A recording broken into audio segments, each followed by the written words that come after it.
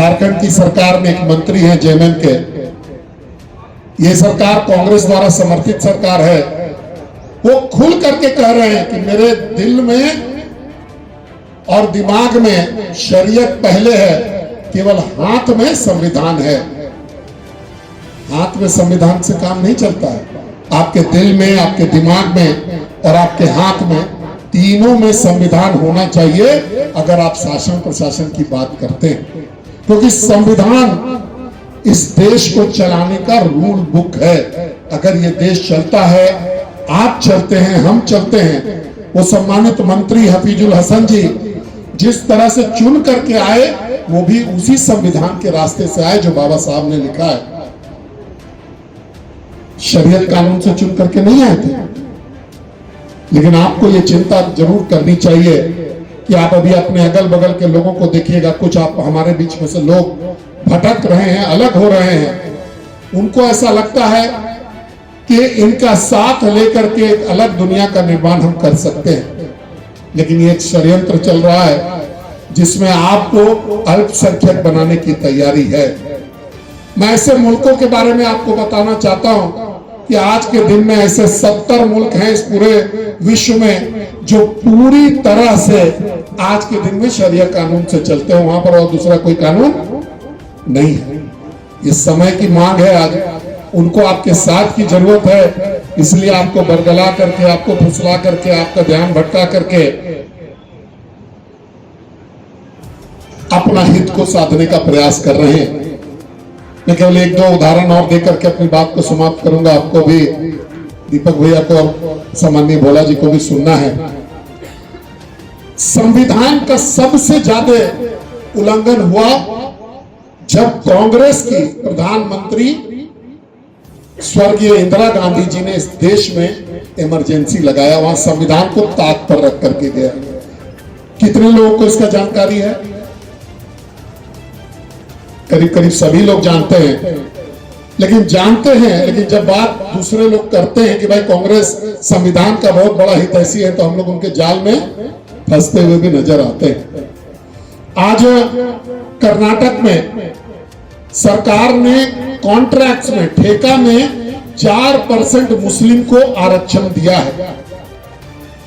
दो प्रश्न इसमें उठ करके आते हैं कि बाबा साहब के संविधान में कांग्रेस उड़ा रही है और हक अधिकार किसका मारा जा रहा है? आप 50% से ज्यादा रिजर्वेशन दे नहीं सकते, ये संविधान में लिखा हुआ है, कोर्ट ने इसको सर्टिफाई किया है। तो या तो एसटी का आरक्षण कटेगा, या एससी का कटेगा, या ओबीसी का कटेगा, तब जाकर के किसी और को आरक्षण मिलेगा। ये दूसरा उदाहरण है कि कांग्रेस जो है केवल वोट का तुष्टीकरण, मुस्लिमों के लिए कुछ भी करने का जो काम है वो कांग्रेस कर रही है। मैं आपसे आग्रह करूंगा, निवेदन करूंगा कि इस विषय पर ठंडे दिमाग से सोचिए कि जो आज आपके साथ हो रहा है ये लंबे समय के लिए आपके समाज के लिए अच्छा हो रहा है क्या? कल को आपके बाल बच्चे भी आपसे पूछेंगे कि हमारे पूर्वजों ने अगर समझदारी से काम लिया होता तो शायद ये दुर्दशा आज हमारी नहीं हुई होती। मैं आपसे आग्रह करूंगा कि हर एक गांव में कुछ लोग हम लोगों के बीच से भटके हैं, हम लोगों की जिम्मेवारी बनती है। यहाँ जो लोग बैठे हुए हैं और आज इस गोष्ठी को, इस सेमिनार को करने का केवल एक ही मकसद है कि हम लोग अपने भटके हुए भाइयों को समझाएं और उनको मुख्य धारा में लेकर के आए, उनका विकास करें। आज भाई उज्जवल दास जी ने बड़ी अच्छी बात करी कि भाई आज जितने भी रामायण के रचयिता, महाभारत के रचयिता, इन सभी आपके समाज से आते हैं। इस देश का संविधान बनाने का काम भी बाबा साहब अम्बेडकर जी ने किया।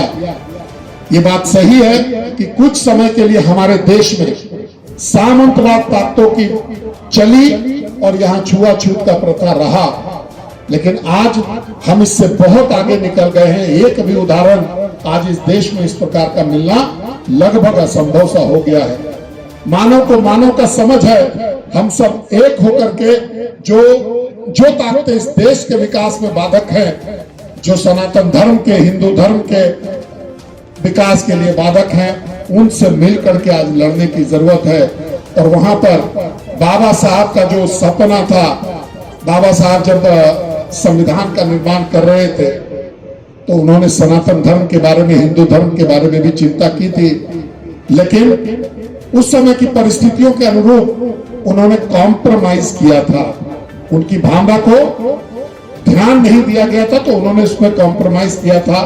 आज समय है कि हम सभी लोग रियलाइज करें, हम सभी लोग इस बात को पहचाने कि संविधान के निर्माता बाबा साहब का, आपके समाज का अगर कोई हितैषी है तो भाई नरेंद्र मोदी जी हैं, हमारे माननीय प्रधानमंत्री जी हैं। उन्होंने आपको बढ़ाने के लिए, आर्थिक रूप से आपको सबल करने के लिए, समाज में आपकी मान प्रतिष्ठा को बनाने के लिए कई एक योजनाएं लॉन्च की हैं। और कई एक योजनाएं, पहले आप ध्यान करिएगा कि आपके घर में गैस नहीं हुआ करता था, मोदी जी के माध्यम से आया।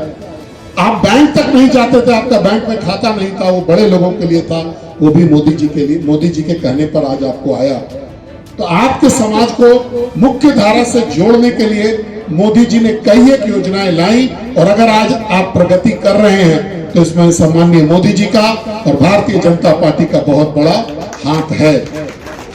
हम लोग आपसे उम्मीद करेंगे कि आप जब यहां से जाएंगे तो इन बातों को प्रचारित करेंगे, अपने समाज के बीच में लोगों को समझाएंगे और उनको पुनः मुख्य धारा से जुड़ने की अपील करेंगे।